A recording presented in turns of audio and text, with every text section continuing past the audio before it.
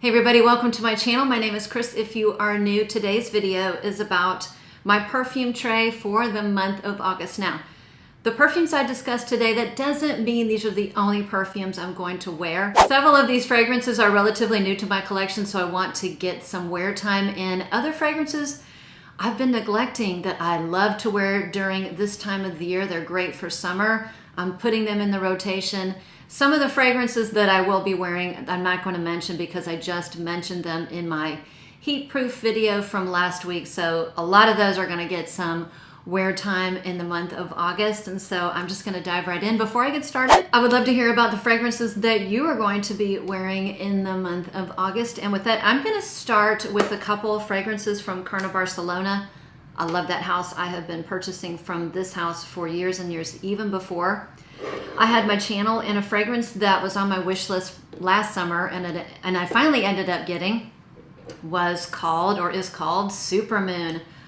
I love this perfume, and it's one of the very few fragrances that I have which has a prominent or even a noticeable pomegranate note. So this is a prominently pomegranate forward fragrance, and it is just so good. It has other fruits in here. I'm smelling like some orange citruses or fruits. I'm sure there's orange in here, a little bit of, florals in the background, a soft musk in the dry down, lots of black currant. So black currant and pomegranate, a little bit of orange, maybe a little bit of peach, I'm not sure, but definitely some sort of orange fruits or citruses in addition to that beautiful black currant pomegranate combo.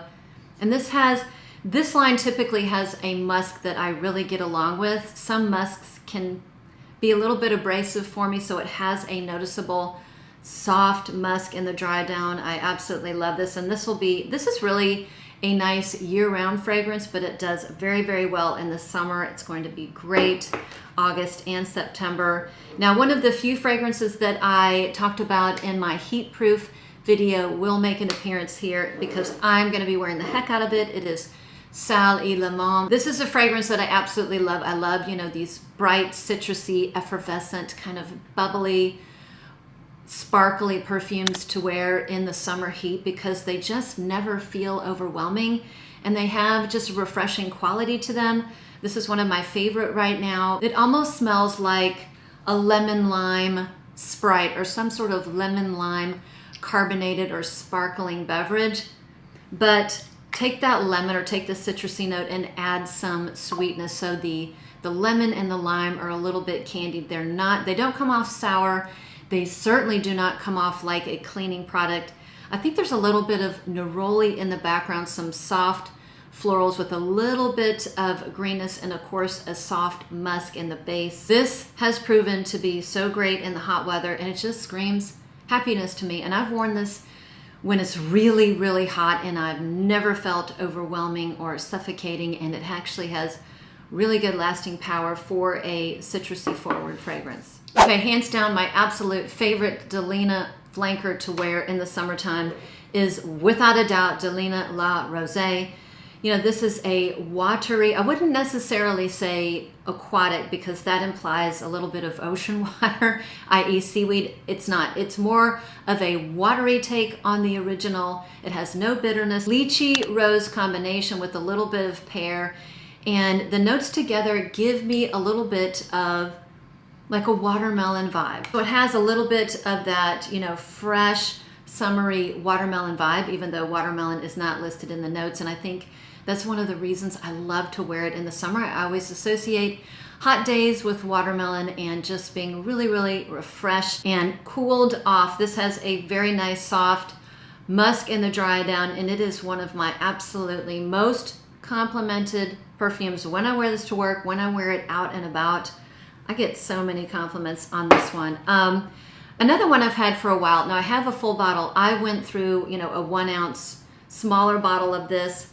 This one happens to be Wild Bluebell. I will be wearing sea sage, wood sage and sea salt. That one is not going anywhere. I know the performance isn't stellar, but I think it's just a fantastic perfume. I will be wearing that too in August. But one I've been neglecting, and one of the Jo Malones that I absolutely love to wear in the warmer months is this one. This is another one that I get a watermelon vibe from. So I get like a peachy watermelon vibe. There is something green and dewy in the background. I think it's just either green notes or maybe there's grassy notes, but that nice dewy greenness adds to the watermelon vibe I'm getting in here. Lightly floral, again, like all Jo Malone's. This wears lightly, but it makes it very easy to wear. Another one I wear to work.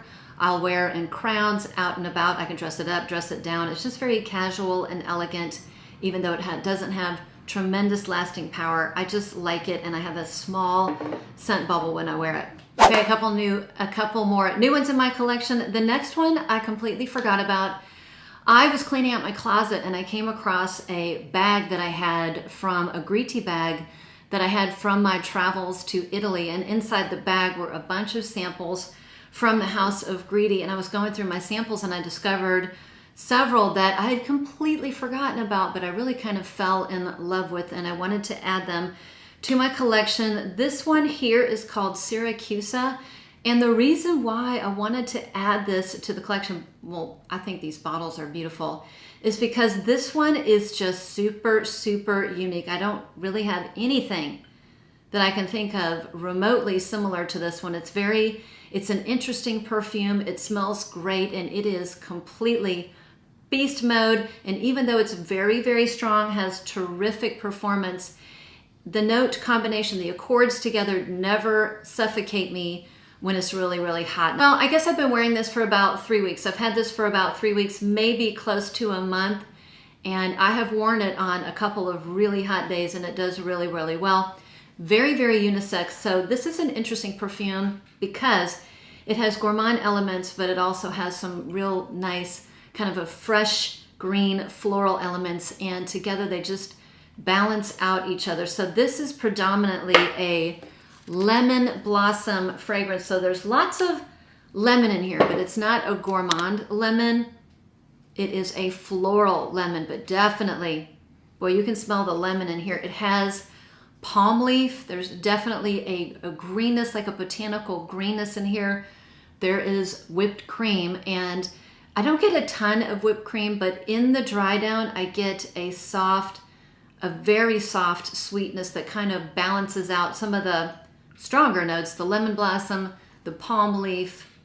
Again, there's a lot of that Griti musk in here, but I get along with the musk in here. It's strong, but it's not scratchy, and it's not headache inducing like some musks can be for me. So even though this definitely could be a year-round fragrance, particularly if you live somewhere where it's warm and you live on the coast, you know, Florida, Texas, California, etc., etc., I see this more as a warmer weather fragrance. I probably will not be wearing it in the colder months. I just like to wear my heavy, spicy, vanillic, ambery, woody fragrances. It has a little bit too much of that sparkling lemon or the lemon blossom for it to read colder months. So I really want to get in my wear time, August, September, before it starts to turn cold in here, typically in October. Now it does have like a green almond in the beginning, so that comes out a little bit strongly, but that fades, and then it just becomes this really nice,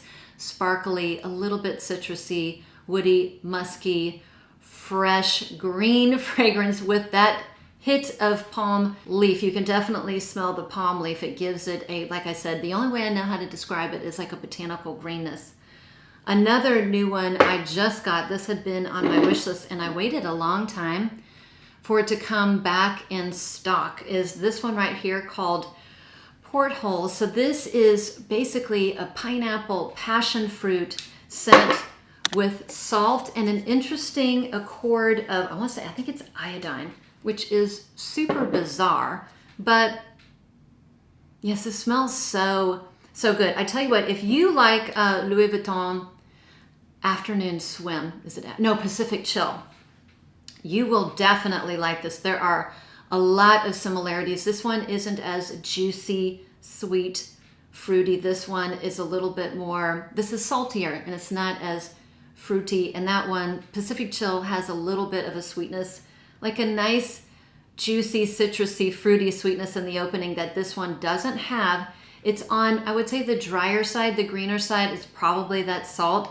And it might be the iodine. And I think the iodine is in there to represent, you know, what are those things? What am I thinking of? Oh, the crustaceans that form on the side of a boat. Maybe that's the point of view that they're trying to get across here. So a little bit salty, but not too briny. And I get zero of that oceanic seaweed note whatsoever. This is a pineapple, passion fruit, salt, a little bit of musk. So good. So I definitely recommend checking this out if you like the idea of those fruits, you like the idea of pineapple, passion fruit, and you don't want something where the fruits are literally dripping in their juiciness. I actually just got my full bottle at Scent Split because they sent me a coupon code in the mail. Now it was back ordered for a while, but I just got it and I actually love it.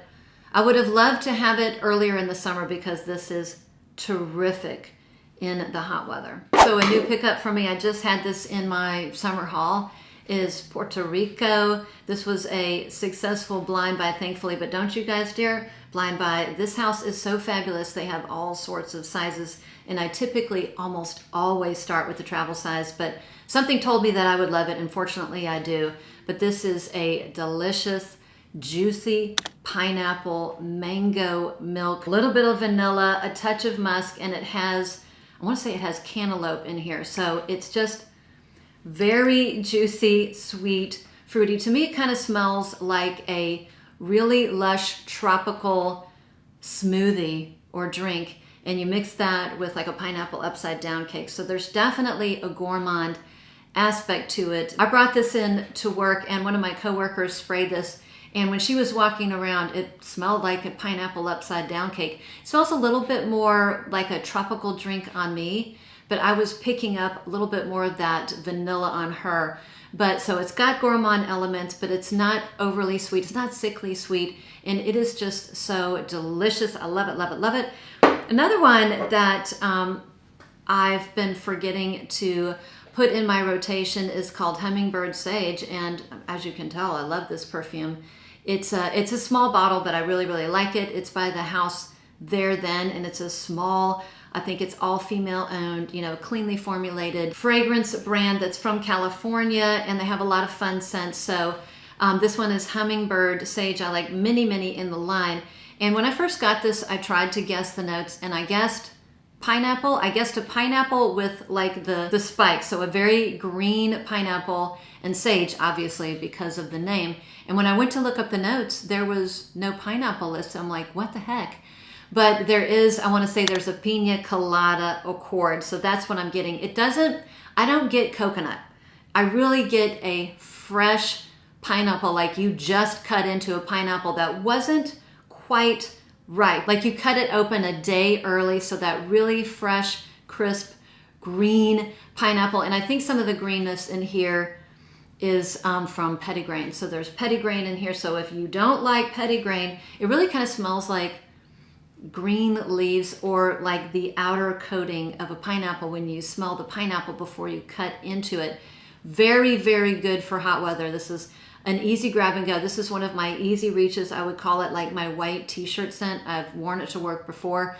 It is not overbearing. It's not, you know, it's not going to kill the people around you. It wears softly, but it's still really nice. Another fragrance that I loved wearing last summer that I had been neglecting is Thomas Cosmala Number 4 Candy. This is an easy reach, slightly gourmand perfume that does great in the hot weather. You know, it's got red fruits. I want to say strawberries, cherries. It has cotton candy, but it's not overly sweet. It doesn't have that cloying cotton candy note or accord that a lot of perfumes have. This has a lightness to it. This has a lightness, an airiness. There's just something very easy to wear about this one. This does remind me a bit. It's a little bit. It could be a cousin, a distant cousin of something like a Baccarat 540. I'm not saying they smell at all the same, but there are some similar vibes with this one. It's not nearly as sweet. It's a lot more tart, and it doesn't have that cotton candy, that sponge sugar sweetness that Baccarat 540 has. And this one has terrific lasting power. I bought this when it first came out. I paid full price. But the nice thing about this is now it's like, you know, the prices come down. You can get it on the gray market. I think it's actually on my landing page on Joma Shop for less than $100, which is a lot less than what I paid for it, but I still love it. All right, the next one is a recent pickup of mine, but it's actually my scent of the day today. And it is called Tagomago by Viva More. If you like Carioca Heart, but it didn't quite work for you, there was something in there that was just off-putting like it was for me. There was something molecular and just synthetic. I want to say it was the musk.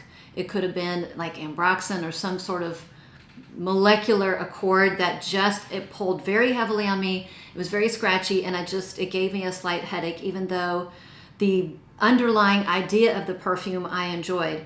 This one works so much better for me. This is similar. So they both have mango, but this one has starfruit and passion fruit. It has none of that molecular, synthetic, aroma chemical, musky scratchiness, but what it does have instead is an amberwood. So it's slightly more resinous and it's slightly more woody. And let me tell you, this thing lasts, at least on me, lasts forever. So if you were in the same boat as I was for Carioca Heart, and this is probably, I want to say it's half the price, it's definitely worth getting your nose on and sampling.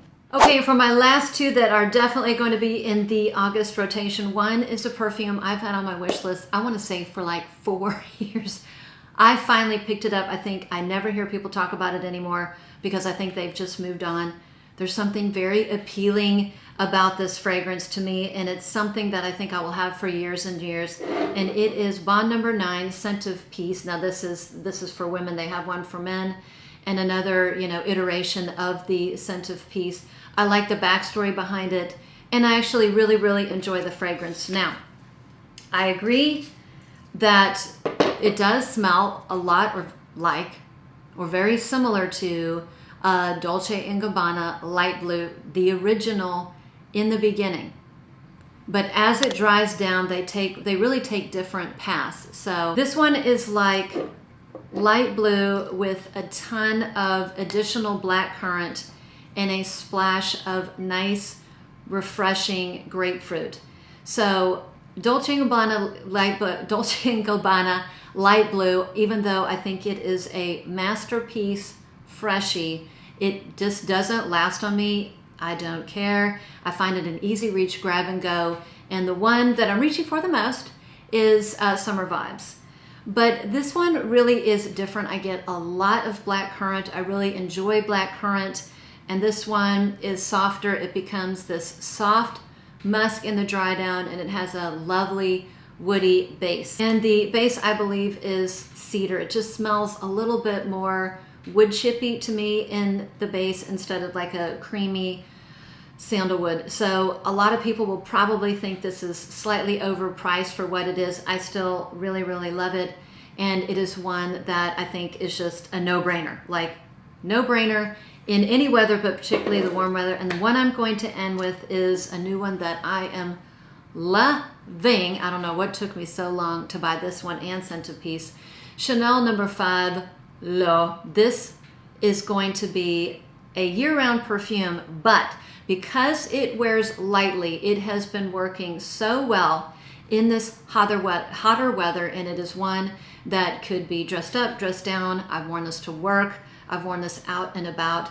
It doesn't smell like the original Chanel No. 5 Eau de Parfum to me. As I've said on a prior video, this to me is a flanker of Chanel No. 5 Eau Première, which I own. But to me, that's more of a wintertime, like a fall, winter, spring fragrance. I do not wear it in the summer. It's just a little bit too heavy, too powdery. This one is like the watered down version, Chanel L'Eau. L'Eau means water, so it is a watered down version of Chanel No. 5 and Eau Première, and as such, it works really, really well in the hot weather. I wore this like it was 95, 96 degrees one day, and it worked perfectly. So those are some of the fragrances that are definitely going to be in my August rotation or my August lineup. And if you're still with me, thank you so much for stopping by. Give me a thumbs up. To my lovely subscribers, it really means a lot to me. And with that, I will see you on the next one.